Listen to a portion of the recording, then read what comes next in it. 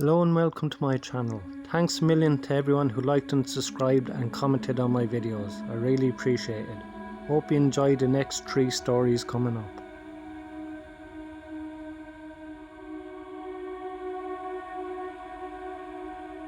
One afternoon I was deep web browsing.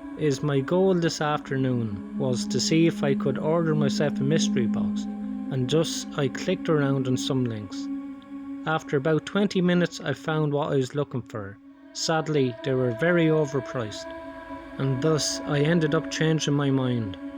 I soon looked around for some other websites, and I found one with a more reasonable price. When I go and click on the order button, a random pop-up ad appeared.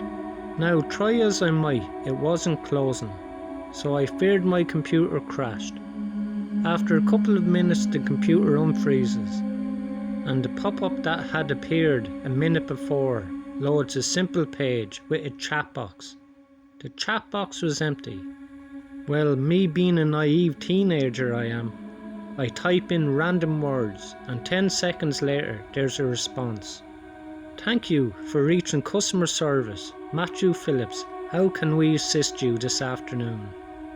Now I know what you're wondering. Who's Matthew Phillips?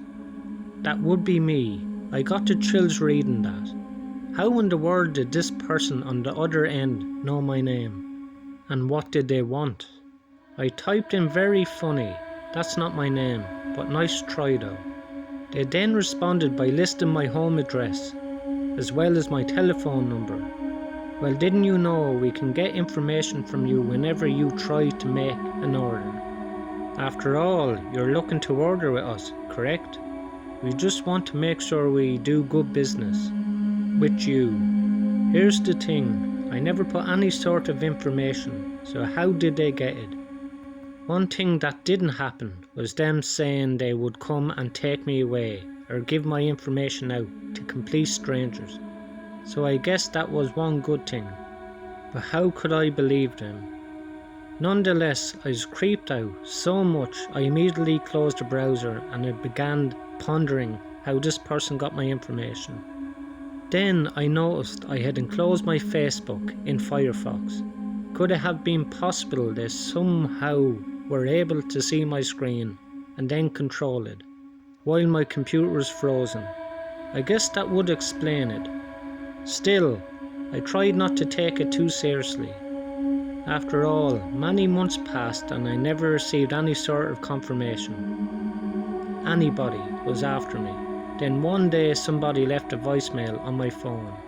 I didn't recognize the number, but I listened anyways. It went something like this. Hello there, Matthew. I'm calling to let you know we have discounts on some of our newest mystery boxes. You were more than welcome to reach back in case you're interested. We hope to hear from you soon. I couldn't believe it had been months since I was last on the deep web, and I had completely forgotten all about the strange chat.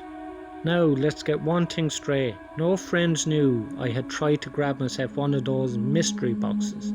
So for this person to go out of their way to check up on me and tell me that they had a discount, it was creepy in itself. When I did a phone search, it came out to be from a computer. It's now been over 3 years and I have yet to receive another call from them again.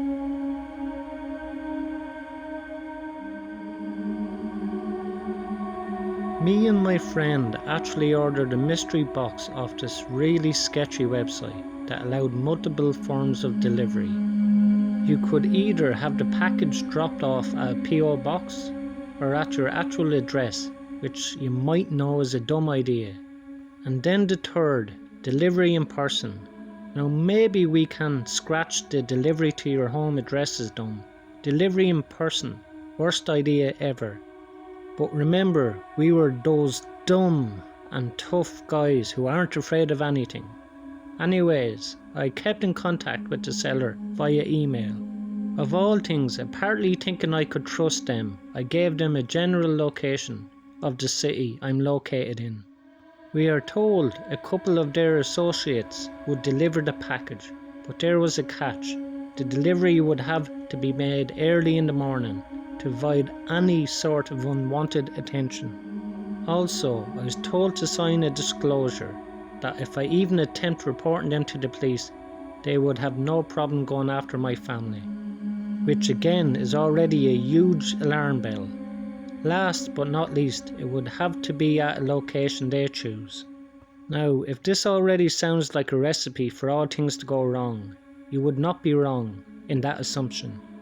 The seller followed up with another email. He stated it was okay not to accept these demands, and the money would be refunded to me. I was given 48 hours to respond, but like you might have guessed, we went through with a purchase. Fast forward to the evening of the deal. We drive an hour out of the city to a ghost town out in the desert. Both my buddy and I sat in the car, eagerly awaiting the arrival of the delivery driver. I should note that both of us were armed with knives and mace, just in case things went south. Finally, after waiting almost 25 minutes, a van pulls up in front of my truck. No kidding, 5 men armed with ARs jump out of the back seat and they began to approach our vehicle. One thing was obvious, we hadn't signed up for anything like this. We floored it out of there, never looking back. Fast forward about an hour later, I got an email from the seller asking why we drove away from the delivery. Both my friend and I were astonished, as we didn't realise that was part of the deal. The seller tells me that if we didn't pay a penalty fee for wasting their time, there would be serious trouble for the both of us. Considering the fact they went to such crazy means to make the delivery, we didn't question them.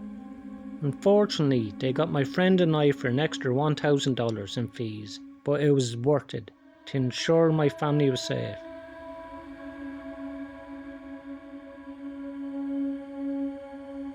I'm what you call an internet security enthusiast.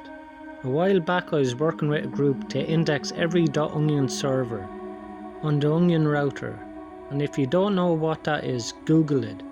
On good days we would get about 10,000 servers. More than half of these would normally be down or inactive, and online ones usually consisting of hacking community site places to buy shady services and of course illegal drugs, firearms, sex slave marketplaces. However, one site in particular stood out as the shadiest of them all. On a quick glance, it appeared to be a medical testing block. Diving deep, it seemed that a small group of medical students would essentially stalk, abduct, and perform experiments on women, usually prostitutes. The experiments weren't typically sexual or violent in nature, but it seemed that abducted women were in vitro fertilized and then given high doses of psychedelic stimulants and other esoteric drugs.